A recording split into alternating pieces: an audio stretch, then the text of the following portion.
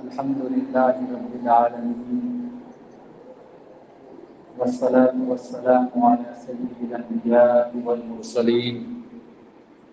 وعلى آله وأصحابه أجمعين أما بعد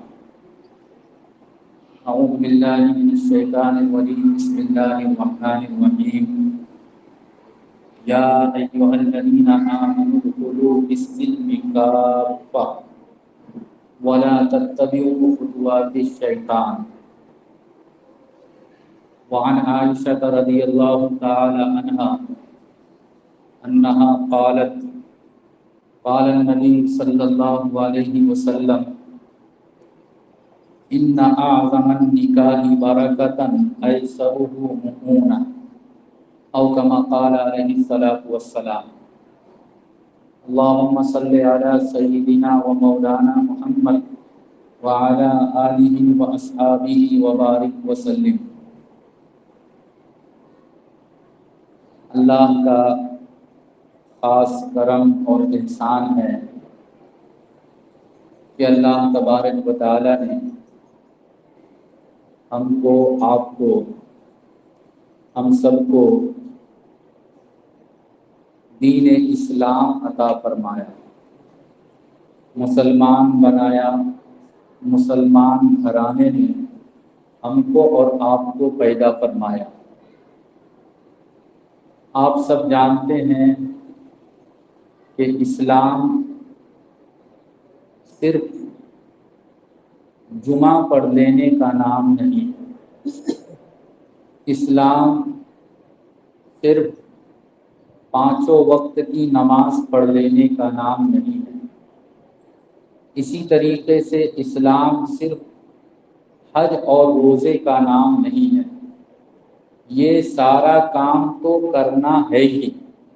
یہ تو ہمارے اور آپ کے لیے ضروری ہے ہی، لیکن اس کے ساتھ ساتھ اسلام پوری زندگی اللہ اور اللہ کے رسول صلی اللہ علیہ وسلم کے بتائے ہوئے راستے اور طریقے پر گزارنے کا نام ہے۔ یہ جو آیت میں نے آپ حضرات کے سامنے پڑھی، مفسرین کرام نے اس آیت کا شان نزول، بیک گراؤنڈ، یعنی یہ آیت کب نازل ہوئی، کیوں نازل ہوئی، اس کو بیان کیا ہے۔ تو لکھا ہے کہ یہودی موسیٰ علیہ السلام کو ماننے والی قوم، ان کے ایک بڑے عالم تھے عبداللہ ابن سلام، انہوں نے ایمان قبول کیا اور وہ عبداللہ ابن سلام رضی اللہ تعالی عنہ بن گئے، مسلمان ہو گئے۔ ان کے دل میں خیال آیا کہ حضرت موسیٰ علیہ السلام کے مذہب میں، ان کی شریعت میں 2 باتیں ایسی ہے کہ اسلام میں ان باتوں پر عمل کرنا ضروری نہیں ہے، عمل کر لیں تو بھی چلے گا، نہ کریں تو بھی چلے گا۔ ان میں سے ایک بات یہ ہے کہ حضرت موسیٰ علیہ السلام کی شریعت میں سنیچر کے دن مچھلی کا شکار کرنا حرام تھا۔ پورا 6 دن تک آپ مچھلی پکڑیں کوئی گناہ نہیں، لیکن سنیچر کے دن اللہ تبارک و تعالی نے موسیٰ علیہ السلام کی قوم پر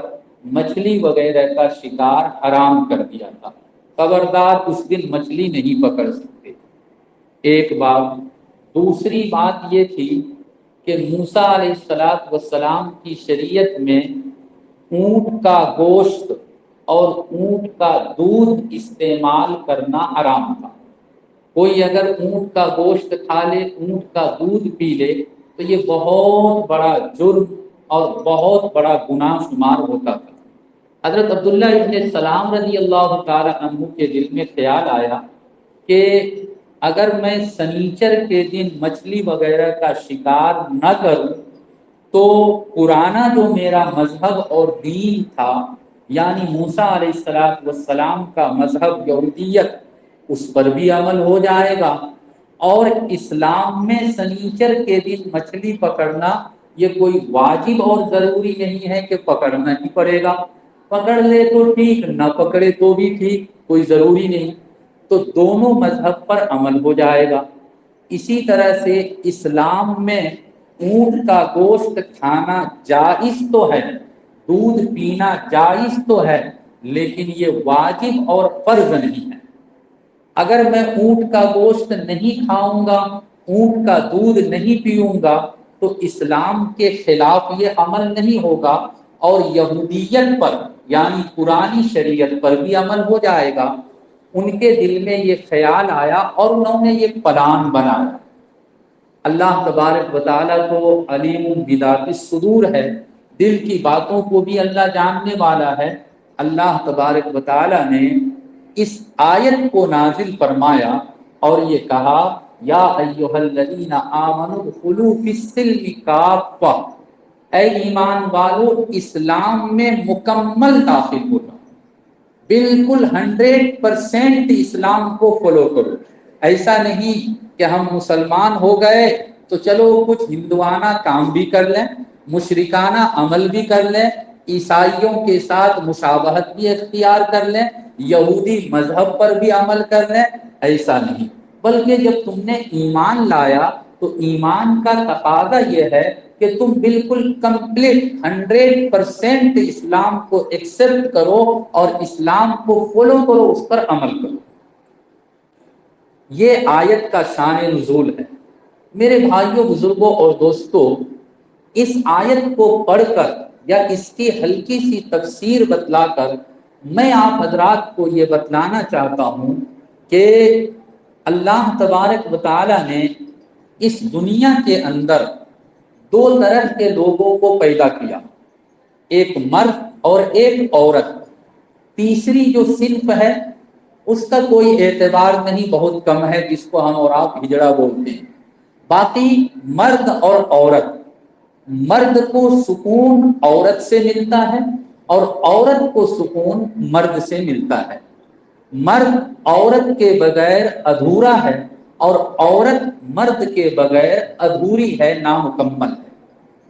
اب زندگی گزارنے کا، سکون حاصل کرنے کا دو طریقہ ہو سکتا تھا۔ ایک طریقہ تو یہ ہو سکتا تھا کہ جس کے ساتھ چاہو تم رات گزارو، جس کے ساتھ چاہو تم اپنی خواہش کی تکمیل کرو، کبھی اس عورت کے ساتھ کبھی اس عورت کے ساتھ، عورت ہے تو آج اس مرد کے ساتھ کل اس مرد کے ساتھ، جیسے کہ عام طور پہ یورپ کنٹری میں لوگ کرتے ہیں۔ ایک طریقہ یہ تھا۔ دوسرا طریقہ یہ تھا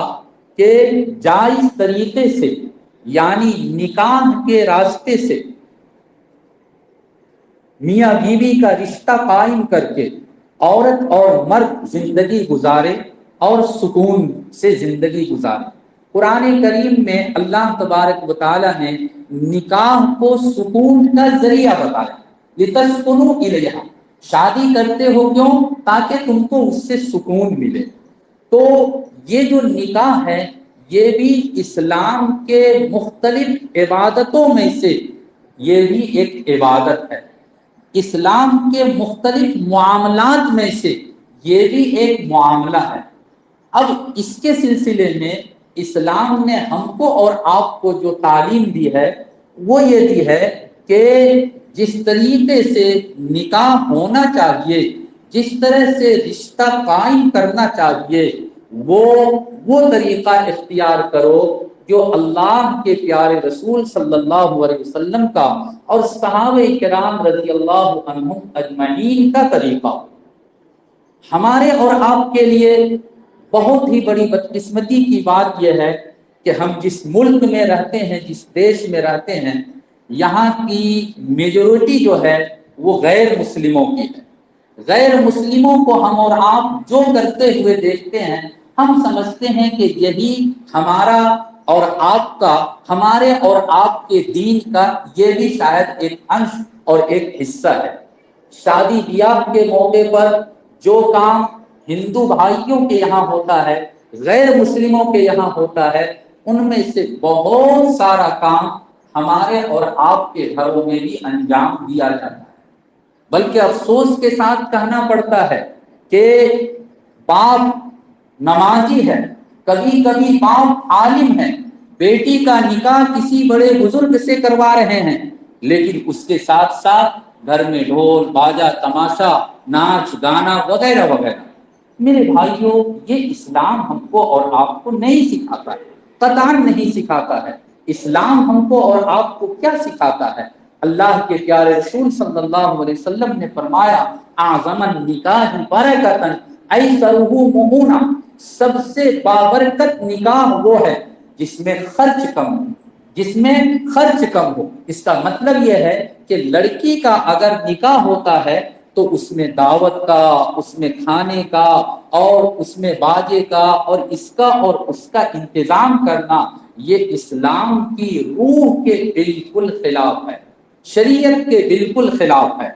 ہمارا اور آپ کا سماج غیر مسلموں سے اتنا متاثر ہوا، ہم اور آپ اتنے متاثر ہوئے کہ ہم نے نکاح کے موقع پر دنیا بھر کا جھمیلا اپنے یہاں داخل کیا، اور ایک لڑکی کا نکاح آج ماں باپ کے لیے کبھی کبھی وبال جان بن جاتا ہے۔ ایک بہت بڑے عالم، نام لوں گا آپ لوگ بھی جانتے ہیں، حضرت مولانا کلیم صدیقی صاحب، آج سے تقریباً 2-2.5 مہینہ پہلے، غالباً مارچ میں احمد آباد کی ایک لڑکی کا ایک واقعہ ہوا تھا۔ عائشہ نام کی لڑکی تھی، راجستھان کا لڑکا تھا، سوشل میڈیا میں بہت وائرل ہوا تھا۔ تو اس موقع پر مسلم پرسنل لا بورڈ نے آسان نکاح مہم کے نام سے تقریباً 1 ہفتہ یا 10 دنوں تک یہ پروگرام چلایا، اس کے بعد بھی چلتا تھا۔ بڑے بڑے علماء کرام کے بیانات ہوئے، ان میں حضرت مولانا کلیم صدیقی صاحب نے اپنے بہار کے گیا ڈسٹرکٹ کا ایک واقعہ سنایا تھا، مختصر سا واقعتاً کلیجہ منہ کو آتا ہے، دل دہلا دینے والا۔ ایک لڑکی، پڑھی لکھی لڑکی، اس نے مولانا کے پاس خط لکھا کہ حضرت،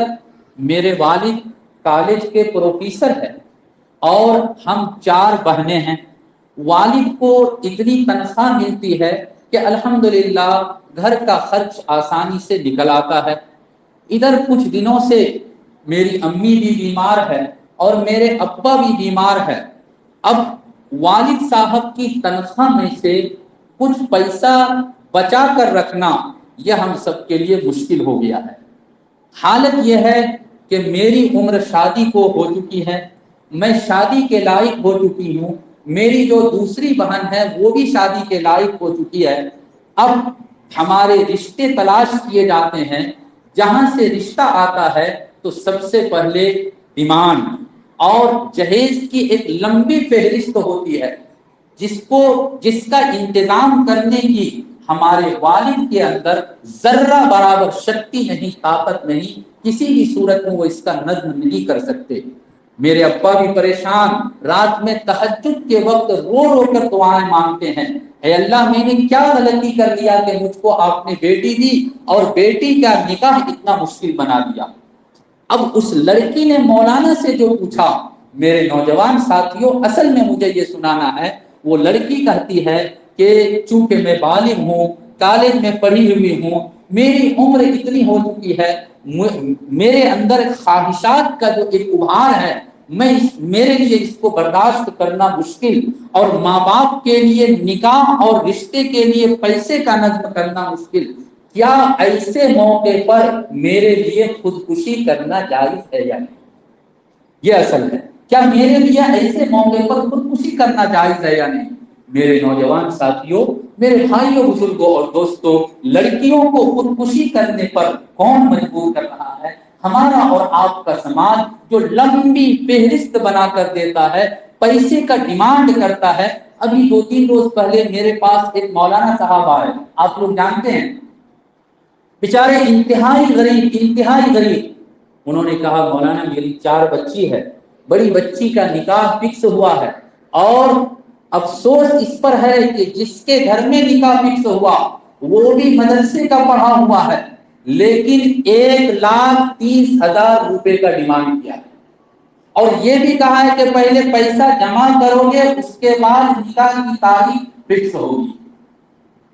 ہم اور آپ اس طرح سے نکاح کریں، ہمارے اور آپ کے سماج میں اس طرح سے شادی ہو اور یہ کہیں کہ کرونا وبا ختم ہو جائے گا، ہم اور آپ یہ کہیں کہ ہماری اور آپ کی پریشانی ختم ہو جائے گی، RSS کی طرف سے آنے والی مصیبت کا خاتمہ ہو جائے گا، BJP حکومت کا دور ختم ہو جائے گا، یاد رکھیے ساری کی ساری مصیبت، ساری کی ساری پریشانیاں یہ ہمارے اور آپ کے گناہ کی وجہ سے ہوتا ہے۔ اس طرح کی شادی اور اس طرح کا نکاح جب سماج میں ہوگا تو کہاں سے ہم کو اور آپ کو سکون ملے گا، کہاں سے ہمارے سماج سے اور ہمارے ملک سے اور مسلمانوں کے اوپر سے مصیبت کا دور ختم ہوگا۔ میں بتاؤں اللہ کے پیارے رسول صلی اللہ علیہ وسلم نے ہم کو اور آپ کو کیا طریقہ سکھلایا۔ عام طور پر ہم اور آپ یہ سمجھتے ہیں کہ شادی کا جو موقع ہوتا ہے یہ تو خوشی کا موقع ہے، بالکل خوشی کا موقع ہے، لیکن خوشی کے موقع پر شادی میں نکاح کے وقت جب خطبہ نکاح پڑھا جاتا ہے تو وہاں ہونا یہ چاہیے تھا کہ جنت کا تذکرہ ہوتا، شادی کرنے پر کیا ملتا ہے اس کا تذکرہ ہوتا، لیکن ان چیزوں کا تذکرہ نہیں۔ اللہ کے پیارے رسول صلی اللہ علیہ وسلم کا جو خطبہ نکاح ہے، تو نکاح پڑھانے والے جب خطبہ پیش کرتے ہیں، آپ سب نے سنا، بار بار سنا، اس میں قرآن کریم کی خاص طور پہ 3 آیتوں کی تلاوت کی جاتی ہے، اور تینوں آیتوں کے اندر صرف اور صرف یہ کہا گیا یا ایھا الناس اتقوا ربکم، یا ایھا الناس اتقوا ربکم، اے لوگو اپنے رب سے ڈرو، اے لوگو اپنے رب سے ڈرو۔ نکاح کا موقع ہے اور اللہ سے ڈرنے کا حکم دیا جا رہا ہے، کیوں؟ شاید بلکہ یقین کے ساتھ کہا جا سکتا ہے کہ آقا صلی اللہ علیہ وسلم کو معلوم تھا کہ میری امت چند سالوں کے بعد، چند 100 سالوں کے بعد نکاح کے موقع پر ایسا کام کرے گی اور اس طرح سے حرکت کرے گی جس کی اسلام نے قطعاً اجازت نہیں دی، اس لیے آپ صلی اللہ علیہ وسلم نے اسی وقت فرما دیا اے لوگوں اپنے رب سے ڈرو، نکاح کر رہے ہو لڑکے والوں تم بھی اللہ سے ڈرو، لڑکی والوں تم بھی اللہ سے ڈرو، سماج کے لوگوں تم بھی اللہ سے ڈرو، نکاح پڑھانے والے تم بھی اللہ سے ڈرو، سب اللہ سے ڈرو اور اسلامی شریعت کا پالن کرو۔ شریعت نے نکاح کا جو سسٹم اور طریقہ پیش کیا اس کے مطابق تم اپنے لڑکوں کا اور اپنی لڑکیوں کے نکاح کا انتظام کرو۔ میرے نوجوانوں، میرے بھائیوں، بزرگوں اور دوستوں، اگر ہم نے اور آپ نے سماج سے اس طرح کے غلط کاموں کو دور کرنے کی کوشش نہیں کی تو کیا یہ ہم سمجھ سکتے ہیں کہ ہمارے بعد آنے والی نسل وہ ان چیزوں کا اصلاح کر دے گی، وہ نکاح کے مسئلے کو صحیح کرے گی، وہ اور بھی جو ہمارے سماج میں غلط رسم اور غلط طریقے پائے جاتے ہیں بعد میں آنے والی ہماری اور آپ کی نسل اس کو ختم نہیں کرے گی بلکہ وہ اس کے اندر اور اضافہ کرے گی۔ آج اگر صرف باجا بجایا جاتا ہے، اللہ نہ کرے کہ اس وقت ڈانس کرایا جائے گا۔ آج اگر لاکھ روپے مانگا جاتا ہے، اللہ نہ کرے اس وقت 5 لاکھ کا ڈیمانڈ کیا جائے گا۔ اس لیے گاؤں کے، سماج کے، خاص طور پہ جو مربی حضرات ہیں، بڑے حضرات ہیں، اللہ کے واسطے ہماری اور آپ کی ذمہ داری زیادہ ہے۔ ہم اور آپ سوچیں، اپنے سماج کو صحیح کرنے کی کوشش کریں۔ جمعہ کے دن ممبر پر بیٹھ کر، کرسی پہ بیٹھ کے مولانا صاحب تقریر کر کے چلے جاتے ہیں، ہم اور آپ ہر جمعہ تقریر سنتے ہیں، لیکن ہماری زندگی میں اگر تھوڑی سی بھی تبدیلی نہیں آتی ہے اس کا مطلب یہ ہوا کہ یا ایھا الذین آمنوا ادخلوا فی السلم کافہ، یعنی اے ایمان والو مکمل اسلام میں داخل ہو جاؤ۔ اس آیت پر شاید ہمارا اور آپ کا